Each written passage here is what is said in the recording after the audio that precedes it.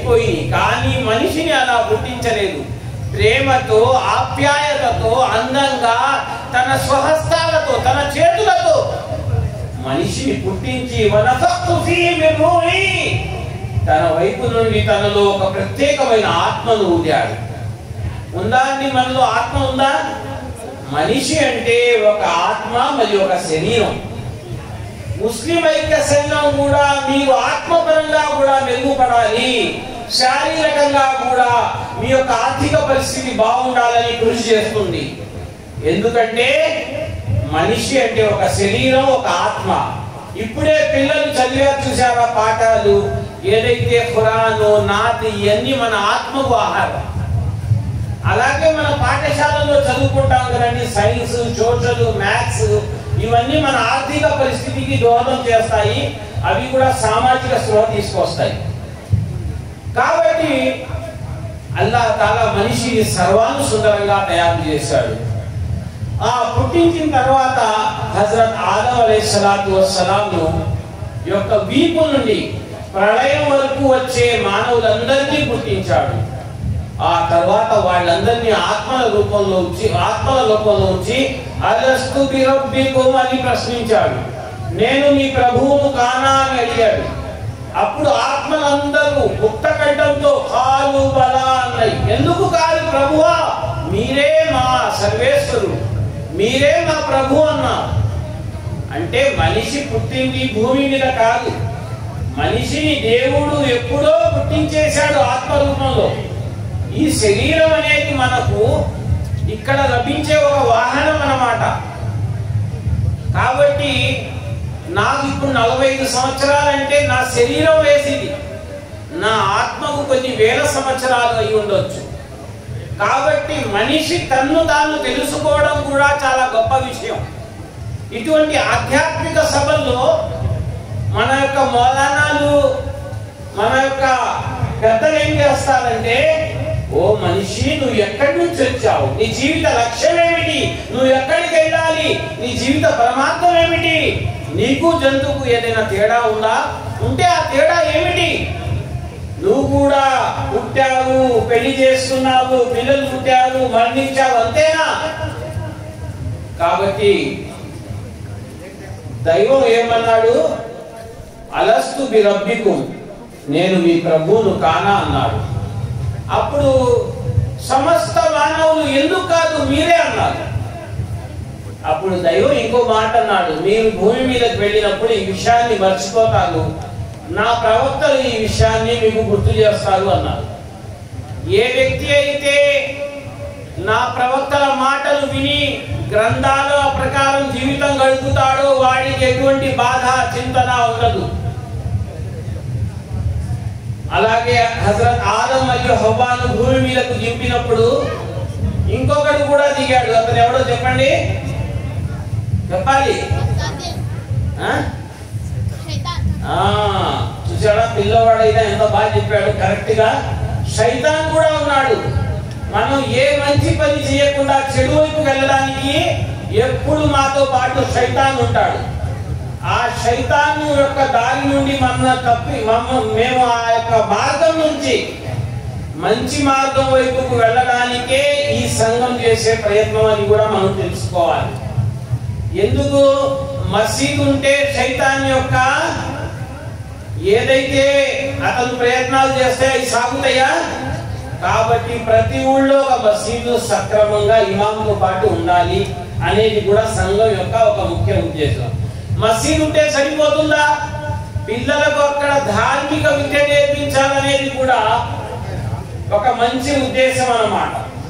కాబట్టి ఏ ఊళ్ళో అయితే మసీదు ఉండి అక్కడ ఒక మంచి ఇమాం, ఆ ఊళ్ళో ఉర్దూ వచ్చినా తెలుగు వచ్చినా వాళ్లకు చెప్పి, బాబు మసీద్ అంటే కేవలం పరలోకంలో నమాజు స్వర్గం మాత్రమే కాదు, మనం ఒక మంచి ముస్లింగా మారాలి, మనలో విద్య రావాలి, మన సామాజిక స్పృహ ఉండాలి అని చెప్పే ఒక మంచి వ్యక్తిత్వం గల నాయకత్వం ఉన్న వ్యక్తినే మనం ఇమాం అని అనుకోవాలి.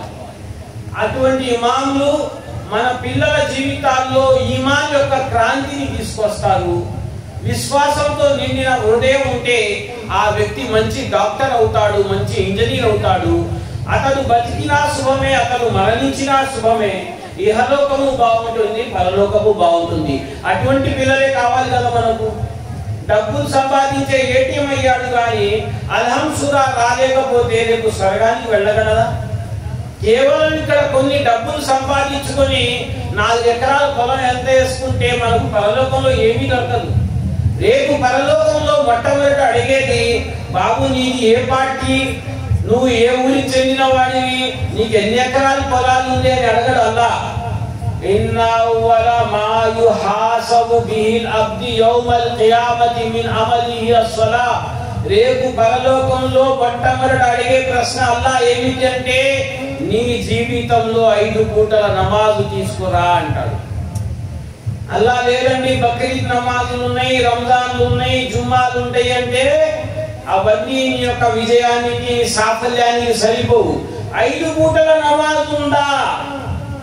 అయితే నేను మీరు ఒక్కసారి గమనించాలి, నా జీవితంలో 5 పూటల నమాజుకు మించిన విషయం ఏదీ లేదండి.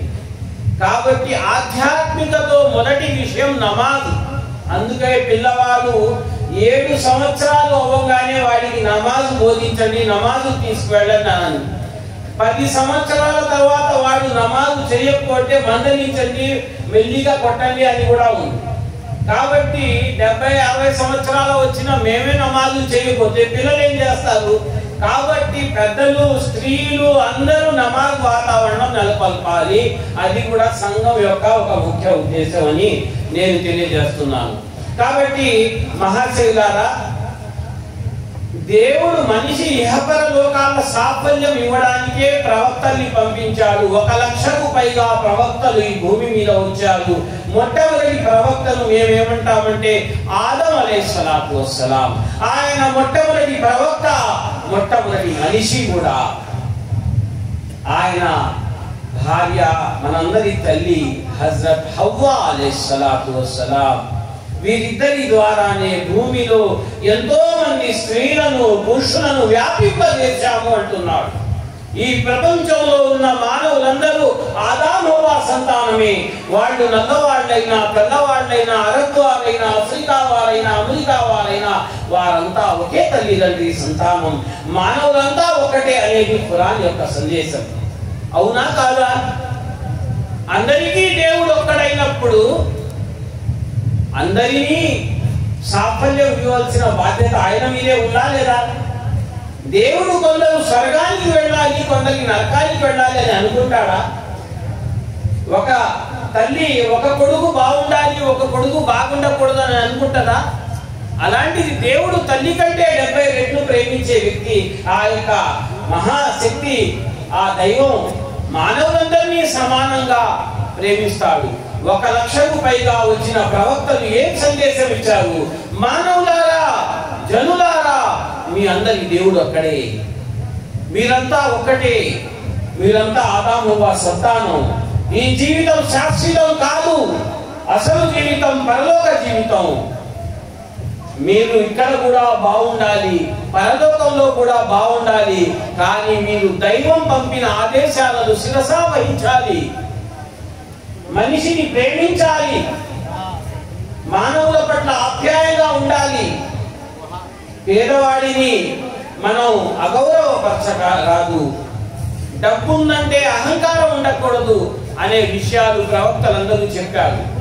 ఆ ప్రవక్తల పరంపరలో మొట్టమొదటి ప్రవక్త ఎవరండి అంటే హజరత్ ఆదం అలైహిస్సలాతు వస్సలాం.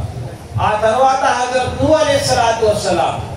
ఆ తర్వాత ఎంతో మంది ప్రవక్తలు ఈ భూమి మీదకి వచ్చారు. కానీ మధ్యయుగంలో ఒక ప్రవక్త వచ్చారు, ఆయనే హజరత్ ఇబ్రాహీం అలైహిస్సలాతు వస్సలాం. ఇప్పుడు జిల్హిజ్జా మాసం నడుస్తుంది. ఈ జిల్హిజ్జా మాసం 2-3 తారీఖులు నడుస్తున్నాయి. మనం 10వ తారీఖు ఏదైతే ఖుర్బానీ ఈదుల్ జుహా అనే పండుగ చేస్తామో ఎవరి జ్ఞాపకార్థం చేస్తాము? హజరత్ ఇబ్రాహీం అలైహిస్సలాతు వస్సలాం జ్ఞాపకార్థం చేస్తాము.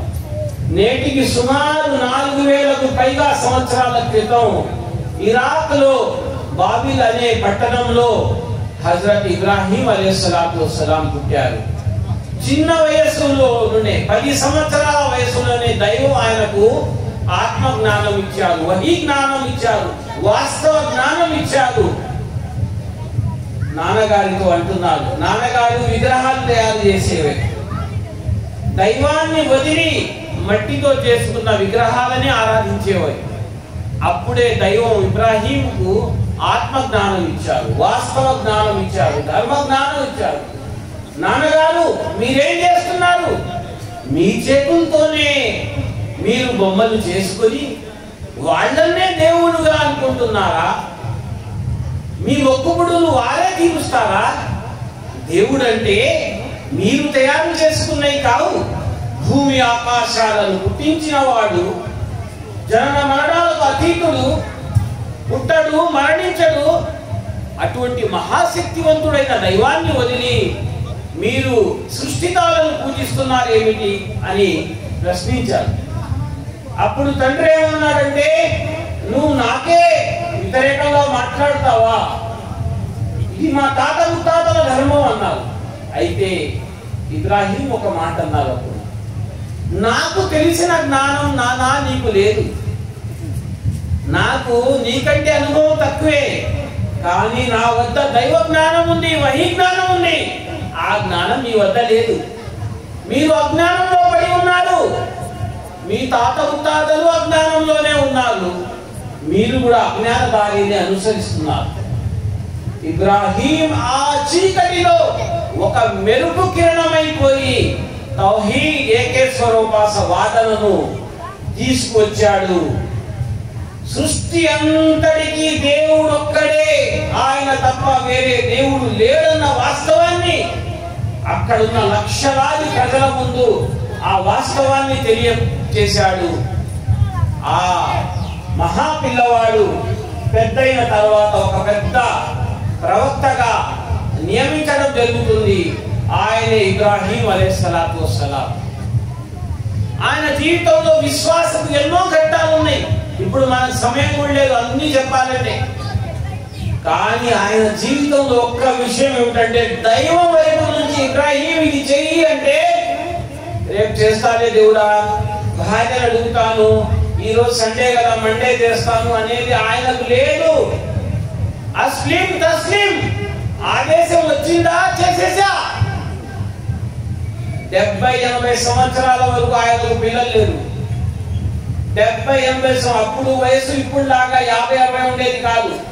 అప్పుడు కనీసం 200 సంవత్సరాల వరకు బతికేవాళ్ళు ఆయన కాలంలో. నూహ్ అలైహిస్సలాతు వస్సలాం కాలంలో ఖురాన్ అంటుంది 950 సంవత్సరాలు ఆయన ధర్మ సందేశం ఇచ్చారని. అంటే 1000 సంవత్సరాలు బతికేవాళ్ళు. ఇప్పుడు ప్రవక్త గారు అన్నారు, ఈ యొక్క నా ఉమ్మత్ 60-70 మధ్యలోనే అని. అంటే యావరేజ్ అనమాట 60-70 అండి. అమ్మ 90 బతికారు కదండి మా ఊర్లో అంటే 40 కూడా పోతున్నారు కదా. ఆ యావరేజ్ చూసుకుంటే మనది 60-70 వస్తుంది. ప్రవక్త గారు కూడా 63 సంవత్సరాలు. కాబట్టి మన యావరేజ్ వచ్చేసి మన ఇప్పుడు చూడండి, మీరు ఎవరో చాలా మంది పిచ్చి మాటలు చెప్తారు. ఎవరో అక్కడ 100 సంవత్సరాలు 200 సంవత్సరాలు 300 సంవత్సరాలు బతుకుతారని.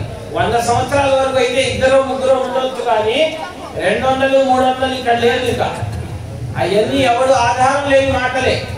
కాబట్టి ప్రవక్త గారు ఏమన్నారంటే, నా అంచనా సంఘం 60-70 సంవత్సరాల మధ్యలో ఉంటుందని. అప్పుడు ఇబ్రాహీం అలైహిస్సలాతు వస్సలాం మొదటి కుమారుడు 70 సంవత్సరాల వయసులో పుట్టాడు. ఆ కుమారుడిని కూడా ఎందుకు అడిగారు? నా పొలం పై చూసుకుంటాడులే, నా ఆస్తి కాపాడుకుంటాడులే, నేను ముసలోడిని అయితే నా కాళ్ళు నొక్కుతాడులే అని కాదు. ఏదైతే ఒక్కడని దేవుడి సందేశం నేను ఇచ్చానో, నా కుమారుడు కూడా ఏకేశ్వర ఆపాదన, ఆ తౌహీద్ యొక్క సందేశాన్ని ఊరు చేర్చాలి, మానవులందరినీ నరకం నుంచి కాపాడాలి అనే భావంతోనే ఆయన దుఆ చేశాడు. రబ్బి హబ్లీ మినస్ సాలిహీన్, ఓ దైవమా నాకు ఉత్తమ సంతానాన్ని ఇవ్వు అన్నాడు. అయితే ఇబ్రాహీం అలైహిస్సలాతు వస్సలాం ఆ యొక్క దుఆ దైవం స్వీకరించి 70-80 సంవత్సరాల్లో ఒక పిల్లవాడిని ఇచ్చాడు. ఆ పిల్లవాడు ఇచ్చిన తర్వాత పిల్లవాడిని హాజిరాను భార్యను తీసుకెళ్లి ఒక అడవి ఎడారిలో ఎవ్వరు లేని ప్లేస్ లో వదిలిపెట్టమని ఆదేశం వచ్చింది. ఆ ప్రాంతంలో వదలాలి అంటే ఎవ్వరూ లేరు. ఒక అరబ్ యొక్క ఎడారి ప్రాంతం, అక్కడ భయంకరమైన ఆ యొక్క ప్లేస్ లో వదిలేసి రమ్మనడం జరిగింది. అప్పుడు కూడా హజరత్ హాజరా ఓనా ప్రవక్త గారు నన్ను ఇక్కడ వదిలేసిపోతున్నారు, ఇది దైవ ఆదేశమా అంటే అవును అంటారు. అప్పుడు అయితే దైవం మమ్మల్ని నష్టపరచడు, మేము ఆ దైవ ఆదేశం మీద స్థిరంగా ఉండిపోతామని ఆ తల్లి యొక్క విశ్వాసం ఎలా ఉందో చూడండి. చిన్న పిల్లవాడు, ఆహార పదార్థాలు లేవు, కానీ విశ్వాసం ఉంది కాబట్టి ఇప్పుడు కూడా హాజిరా లాగా హజ్ చేయాలంటే పరిగెత్తాల్సిందే. అంటే విశ్వాస యొక్క ప్రతి ఒక్క ఆచరణ, ప్రతి ఒక్క ఆ పనిని కూడా దైవం ఇప్పుడు కూడా మీకు మనకు అందరికీ ఆదర్శం చేశాడు. కాబట్టి మేము ఇప్పుడు సంజం అంటాం కదా, అది కూడా హజరత్ ఇబ్రాహీం కుమారుడు ఇస్మాయిల్ అలైహిస్సలాతు వస్సలాం ఆ యొక్క పుట్టిన తర్వాత ఆయనకు నీళ్లు లేక ఆ తల్లి అటు ఇటు పరిగెత్తుకుంటే అప్పుడే కాళ్ళ వద్ద నుంచి ఒక ఆ సెలవేరు నీళ్ల యొక్క బావి లాంటిది అక్కడ రావడం జరుగుతుంది. దాన్నే మనం జంజం అంటాం. అప్పుడు హాజరా అలైహిస్సలాతు వస్సలాం నీళ్ల ప్రవాహం ఎక్కువైపోయినప్పుడు జంజం అంటే ఆగిపో అని అప్పుడు ప్రారంభమైన ఇంత చిన్న బావి ఇప్పటికి కూడా కొన్ని లక్షల మంది నీళ్లు తాగుతున్నారు. కానీ ఏ మాత్రం కూడా అక్కడ నీళ్లు తగ్గినాయా అంటే అది దైవ మహిమ అన్నమాట. కాబట్టి ఆ కుమారుడు పెద్దవాడైపోయి 7-8 సంవత్సరాల వయసు వచ్చేసరికి తల్లి తండ్రికి ఇద్దరికి సహాయంగా ఉన్న ఆ సమయంలో పరిగెత్తుతున్నాడు, ఇంట్లో పనులు చేస్తున్నాడు, మాట్లాడుతున్నాడు, నాన్న అంటున్నాడు, అమ్మ అంటున్నాడు. అటువంటి మంచి ఒక ఏదైతే ప్రేమపూర్వకమైన సమయంలో ఇబ్రాహీం అలైహిస్సలాతు వస్సలాం ఒక కళ చూస్తాడు. ఒక యొక్క పడుకున్నప్పుడు కళలో ఇబ్రాహీం అలైహిస్సలాతు వస్సలాం ఇస్మాయిల్ని జబా చేసినట్టు, బలించినట్టు కళ చూస్తారు. ప్రవక్తల కళలు పిచ్చిగా ఉండవు, వాళ్ళ కళలు కూడా వహీయే ఉంటాయి. కాబట్టి ఆయన దానికి సిద్ధమైపోతారు. ఇస్మాయిల్ గారు సిద్ధమైపోతారు, హజరత్ హాజిరా సిద్ధమైపోతుంది. ఒక్కసారి మనసు మీద చెయ్యి పెట్టుకొని చెప్పండి, నేను మీరు మా పిల్లవాడిని అలా ఒకవేళ బలి ఇవ్వమంటే మేము ఎంతగా ఈ దేవుణ్ణే దూషిస్తాము. ఇప్పుడే ఎవరైనా పిల్లవాడు చనిపోతే మనం ఏం చెప్తాము, ఏలా మేర బేటకు తీయాలి అంటాం. అంటే పిల్లలు పుడితే ఏమో ఏదో వలీనో బాబాలో ఇచ్చాడు అనుకోవడమో, పిల్లోడిని తీసుకుంటే అల్లా తీసుకున్నావు అంటాం. అంటే ఇది విశ్వాసమా? లేకపోతే ఇక మనం స్వర్గానికి వెళ్ళడానికి ఇలాంటి మాటలు చెప్తే వెళ్ళగలుగుతామా? ఆలోచించండి. కాబట్టి ముగ్గురు తయారైపోయారు బలి కోసము. ఇబ్రాహీం పూర్తిగా బలి ఇవ్వడానికి కూడా ఆయన యొక్క మెడపైన కత్తి పెట్టాడు. కానీ దైవోచిత్తం ఏమిటంటే ఆకాశం నుండి ఒక మేకపోతు అక్కడ హాజరై ఉంది. ఇబ్రాహీం, మేము నీకు ఒక పరీక్ష పెట్టాము, ఆ పరీక్షలో నెగ్గావు. అది ఖురాన్లో ఒక చోట కాదు, ఇంకో చోట ఏముందంటే ఇబ్రాహీంకు మేము ఎన్నో పరీక్షలు పెట్టాము, ఎన్నో విధాలుగా చూసాము, అన్నింటిలో నెగ్గాడు. కాబట్టి యావత్ విశ్వానికి ఆయన్ని నాయకుడుగా చేశాము అంటుంది ఖురాన్. దరూద్ ఇబ్రాహీమీలో చూసారా మనం, అల్లాహుమ్మ సల్లి అలా ముహమ్మద్ వ అలా అలి ముహమ్మద్ కమా సల్లైత అలా ఇబ్రాహీమ వ అలా అలి ఇబ్రాహీమ ఇన్నక హమీదుం మజీద్ అంటాం కదా. ఇబ్రాహీం అలైహిస్సలాతు వస్సలాం యొక్క విశిష్టత చాలా ఎక్కువగా ఉంది సోదరులారా.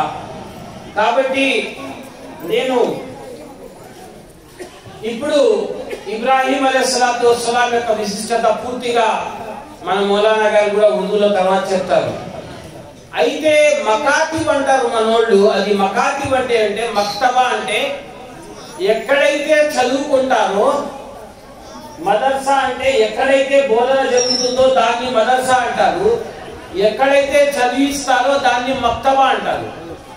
మీరు మీ పిల్లల్ని స్కూల్లో కాలేజీల్లో చదివించుకోండి, కానీ ఉదయం పూట సాయంత్రం పూట మసీదు దగ్గరలో ఏదైతే చిన్న చిన్న పాఠశాలలు మౌలీ సాబు చదివిస్తారో అటువంటి పాఠశాలల్లో తప్పనిసరిగా పిల్లల్ని పంపించాలి. పంపిస్తారా భయ్? స్త్రీమూర్తులు మీరు కూడా ఉన్నారు, మీరందరూ మీరే అసలు ఇంట్లో పంపించాల్సింది. ఇప్పుడు ఇక్కడ తల్లులు ఎక్కువ ఉన్నారు, ఒక విషయం చెప్తాను, ఆధ్యాత్మిక రావాలంటే మగాడిలా కాదు, మగవాడి ఆధ్యాత్మిక గుమ్మం వరకే ఉంటుంది. స్త్రీల ఆధ్యాత్మికత వస్తే కుటుంబం అంతా, వంశం, పరివారం అంతా ఏమో ఆధ్యాత్మికతలో మునిగిపోతుంది. స్త్రీ స్వర్గానికి వెళ్ళాలన్నా చాలా సులువైన మార్గం ఉంది. 4 పనులు చేసుకుంటే స్త్రీకు స్వర్గానికి గల 7-8 ద్వారాలు తెరవడం జరుగుతుంది. స్వర్గానికి ఎన్ని ద్వారాలు ఉన్నాయంటే 8 ద్వారాలు. ఏం చెయ్యాలంటే 5 పూటల నమాజు చెయ్యాలి, రంజాన్ యొక్క ఉపవాసాలు పాటించాలి, భర్తను గౌరవించాలి. అంటే ఆయన మాట ధర్మంకు అనుగుణంగా ఉంటే ఆ భర్త మాటలను తీసుకోవాలి, తన యొక్క శీలాన్ని కాపాడుకోవాలి. ఈ 4 పనులు ఏ స్త్రీ చేసిందంటే స్వర్గానికి 8 ద్వారాల్లో ఏ ద్వారం గుండా కూడా వెళ్ళవచ్చు. కాబట్టి ఆధ్యాత్మికత కేవలం పురుషుల్లో రావడం కాదు. పురుషులు మసీదులకు వెళ్తారు, బయాన్లు వింటారు, ఇష్టమాలకు వెళ్తారు. స్త్రీల పరిస్థితి ఏమిటి? వాళ్ళకు కూడా స్త్రీల యొక్క ఇష్టమాలు పెట్టాలి, వాళ్ళకు కూడా ఆధ్యాత్మికత రావాలి. స్త్రీల మదర్సాలు ఉండాలి, స్త్రీల మక్తబాలు ఉండాలి, పిల్లల్ని పంపించాలి. కాబట్టి ఈ సందర్భంగా ఇంకో విషయం ఏమిటంటే, ఈ యొక్క మన ఊళ్ళో మసీద్ ఎంత అవసరమో మదర్సా మక్తబా కూడా అంతే అవసరం. ఇంకో విషయం ఏమనుకుంటామంటే, చిన్న పిల్లోడిని మీరు మదర్సా వెళ్ళండాయా చదువుకోండి అంటారు.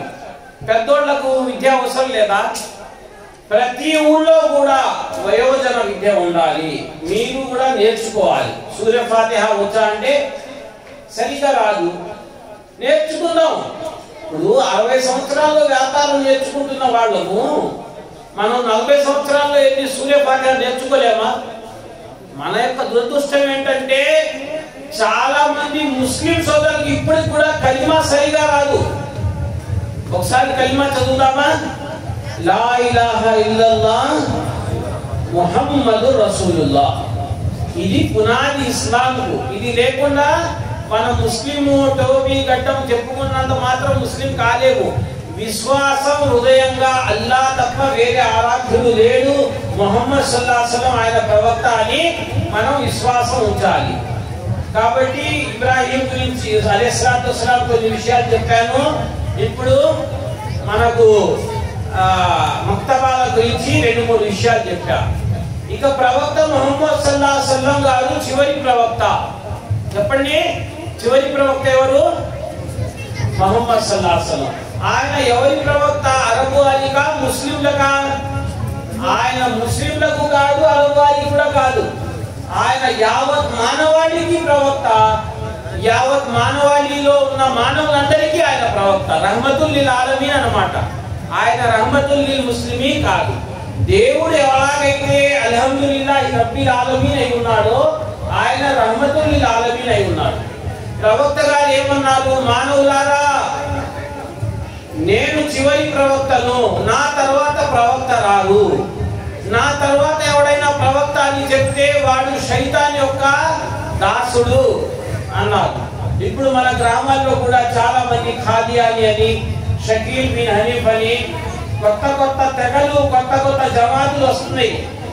ఎక్కడైనా ఎవడైనా కొత్తగా వచ్చి మీ పిల్లల్ని చదివిస్తాను ఊరిగా అంటే మదిరా యొక్క ఫోన్ చేసి ముస్లిం ఐక్య సంఘం యొక్క అధ్యక్షులు మన ముజాహిద్ గారిని కానీ, మన హుసేన్ గారిని కానీ ఎవరినైనా ఫోన్ చేసి కనుక్కోవాలి.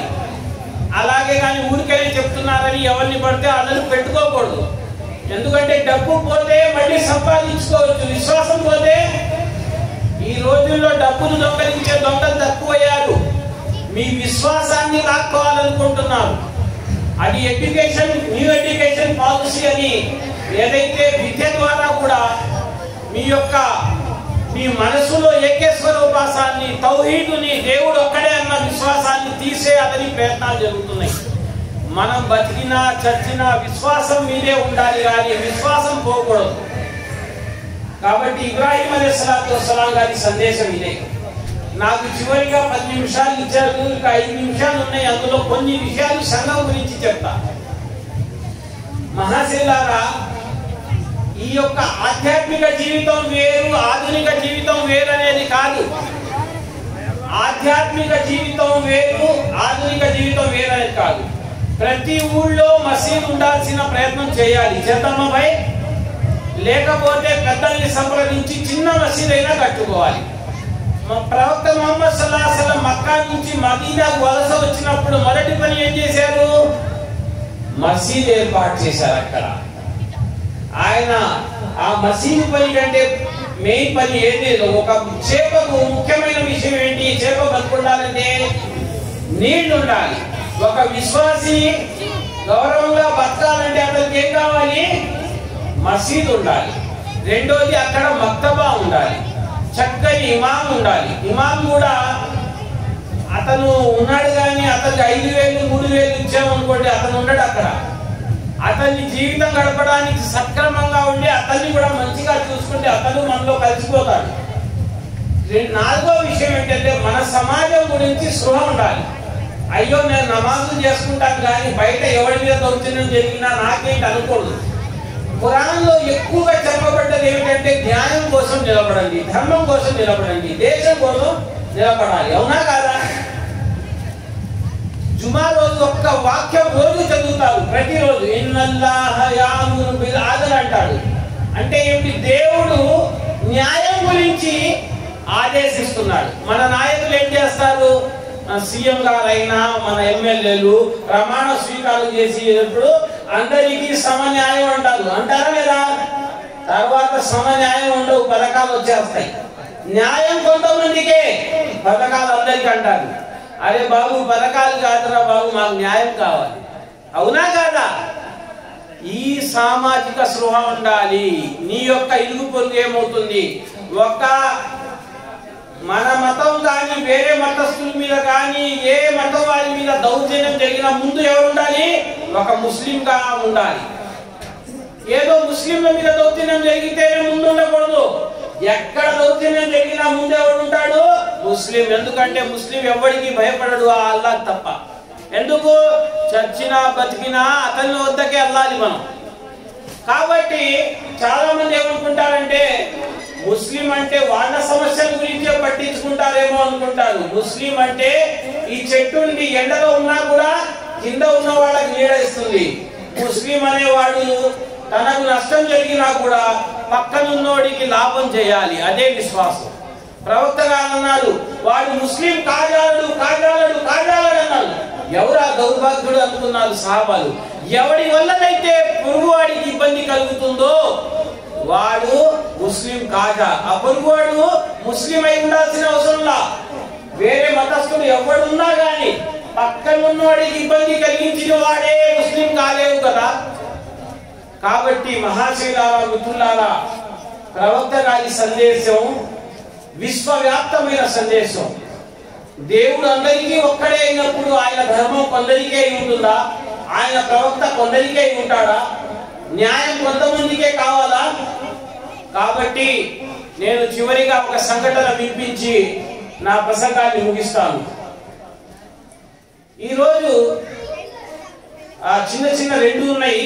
ఈరోజు ఈ ఎర్రుపాల గాళ్ళను చెప్పండి, పంచదార తీయగా ఉండాలని చెప్పాలా? ఉప్పును ఉప్పుగా అయిపోని అనాలా? అవసరం లేదు. ఆ ఉప్పు ఉప్పుగానే ఉంది, పంచదార పంచదారగానే ఉంది. కానీ దురదృష్టం ఏమిటంటే మనిషిగా అయిపోండి అయ్యా అనాల్సిన అవసరం పడుతుందా లేదా? ఎందుకంటే ఒక అమ్మాయి ఈ రోజు సండే కదా అని మంచి బట్టలు వేసుకుని బయటకు వచ్చింది అనుకోండి, సాయంత్రం వరకు ఇంటికి రాలా. కంగారు పడుతున్నారు తల్లిదండ్రులు, మా అమ్మ ఇంటికి రాలేదని. ఎందుకు? ఏ పాము కాటేసిందనో లేకపోతే ఏ కారు గుద్దేసిందనో కాదు, మానవ రూపంలో ఉన్న ఏ మనిషి మా అమ్మాయిని కాటేశాడనో భయపడుతున్నారు. ఎందుకు ఈ దౌర్భాగ్యం? మనిషిని చూసి మనిషి భయపడుతున్నాడు. దాని నుంచి బయట రావాలి. మనిషిని మనిషి చూస్తే సంతోషపడాలి, ప్రేమానురాగాలు రావాలి. ఈ రోజు మనకు టీ రుచి తెలుసు, బిర్యానీ రుచి తెలుసు, కానీ మానవాళి కలిసిమెలిసి ఉంటే ఎలాంటి రుచి ఉంటుందో ఆ రుచి తెలియట్లేదు. లోక కళ్యాణం జరుగుతుంది మనిషి కలిసి ఉంటే, ప్రేమానురాగాలు. మన దేశం ఎలాంటి దేశం? మన పూర్వీకులు ఎలా పోరాడారు? హిందూ ముస్లిం భాయ్ భాయ్, ఇన్కో ఇన్కలాబ్ జిందాబాద్ అంటూ మన దేశాన్ని కాపాడుకోవడానికి ఎన్నో త్యాగాలు చేశారు. అవన్నీ మర్చిపోయి డివైడ్ అండ్ రూల్ చేస్తున్నారు. ఈ రోజు దేశంలో మానవుల మధ్య విభజించే ప్రయత్నం చేస్తున్నారు. దీన్ని తిప్పికొట్టాల్సిన అవసరం ఉంది. మనమంతా ఒక్కటే, మనమంతా భారతీయులం, మనమంతా మనుషులం అని నిరూపించుకోవాలి. నేను చెప్పాల్సిన ఉపమాన ఉదాహరణ ప్రవక్త గారిదే, నాది కాదు. ఒక సముద్రంలో ఒక ఓడ వెళ్తుంది. ఆ ఓడలో 2 భాగాలు ఉన్నాయి. ఈ సంఘం వాళ్ళు కూడా వినాలి, మన ముస్లిం ఐక్య సంఘం వాళ్ళు కూడా. వాళ్ళు చేసే పని కూడా ఈ ఓడ లాంటిదే కాబట్టి దీన్ని గమనించాలి. ఈ ఉపమానం చాలా ముఖ్యమైన ఉపమానం. ఓడ వెళ్తుంది సముద్రంలో, దాంట్లో 2 భాగాలు ఉన్నాయి, కింద పార్ట్ పైన పార్ట్. అంటే ఫస్ట్ ఫ్లోర్. మంచినీళ్ళు ఎక్కడ ఉన్నాయి? పైన ఉన్నాయి. కింద వాళ్ళకు నీళ్లు కావాలంటే పైకి వెళ్ళి తెచ్చుకోవాలి. అలా తెచ్చుకున్నప్పుడల్లా నీళ్ళ స్వభావం పడుతూ ఉంటాయి కదా నీళ్లు. నా యొక్క కొత్త బట్టల మీద నీళ్ళు వేసావు ఏంటని, స్త్రీలు అయితే నా పట్టు చీర కొద్దిగా పాడైందని కానీ, లేకపోతే నువ్వు నీళ్లు పడేస్తే ఇక్కడ స్లిప్ అవుతుందని కానీ, వాళ్ళను పద్దాగా మీరు నీళ్ళకి ఎందుకు వస్తారా బాబు, నాకు ఇబ్బంది పెడతారు అనుకున్నారు అనుకోండి. ఆ కింద ఉన్న వాళ్ళు కొంతమంది ఆలోచన ఉన్నవాళ్ళు ఉంటారు, లేని వాళ్ళు ఉంటారు, మేధావులు ఉంటారు, మైండ్ లేని వాళ్ళు ఉంటారు. ఇంకోటి ఏమిటంటే, ఎప్పుడైనా మనం ఒక ఆధ్యాత్మిక వాతావరణంలో ముస్లిం ఐక్య వేదిక పేరు తీసుకుంటున్నామో, ఆలింలు మేధావులు వ్యతిరేకంగా ఉండకూడదు, అనుకూలంగా ఇలా కూర్చోవాలి, ముందు కూర్చు చేసుకొని. ఇప్పుడు కూడా ఈ సంఘంలో ఇదే చూస్తున్నాం అల్హమ్దులిల్లా.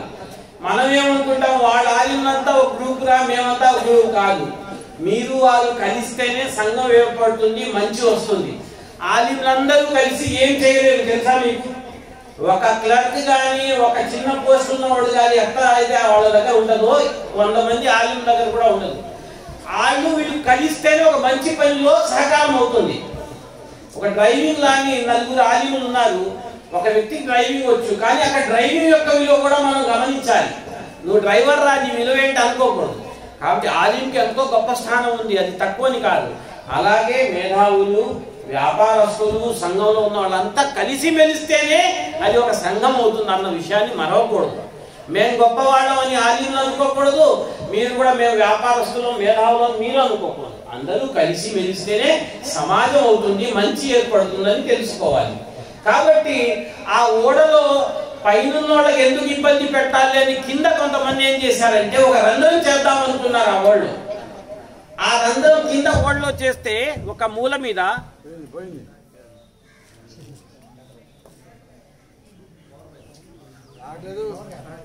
అయితే ఒక 5-6 నిమిషాలే 2 నిమిషాల్లో అయిపోయింది. ఆ ఓడ కింద భాగంలో రంధ్రం చేశారనుకోండి, ఆ యొక్క రంధ్రం చేసినప్పుడు కింద నుంచి నీళ్లు తీసుకుందాము అనుకున్నారనుకోండి, ఆ పైన ఉన్న వాళ్ళకి ఆ విషయం తెలిసి కింద రంధ్రం చేశారు కదా ఇళ్ళు, మునిగితే కింద వాళ్ళు మాత్రమే మునుగుతారు అనుకోవాలా? ఆ రంధ్రం చేస్తే కింద వారు మునుగరు, పైన వారు మునుగరు, అందరూ పోతారు. దేశంలో ఎక్కడో అందరూ మునుగుతారు. దేశంలో ఎక్కడో ఏదో జరుగుతుందిలే, ఎవడికో ఇబ్బంది కలిగిందిలే. ఇప్పుడు మీ కాలుకు దెబ్బ తగిలింది అనుకోండి, నొప్పి కాలు వరకే ఉంటుందా? యావత్ శరీరం కూడా ఆ బాధను అనుభవిస్తుంది. ఈ దేశంలో ఉన్న వాళ్ళంతా మనం ఒక శరీరం లాంటి వాళ్ళం. ఆ ఓడలో కింద రంధ్రం అయి మునిగితే ఎలా పోతారో అందరూ పోతారు అన్న విషయాన్ని, ఇక్కడ ఎవ్వరికి మీద అన్యాయం జరిగినా, ఎవ్వరి మీద దౌర్జన్యం జరిగినా నేనుంటాను. నా జీవిత లక్ష్యమే అందరికీ న్యాయం కల్పించాలనే విధంగా మనం ముందుకు పోయినట్లయితే మన రాజకీయ వ్యవస్థలు కూడా బాగుంటాయి, మానవత్వం కలిసిమెలిసి ఉంటుంది. అందరూ కలిసినప్పుడే లోక కళ్యాణం జరుగుతుంది.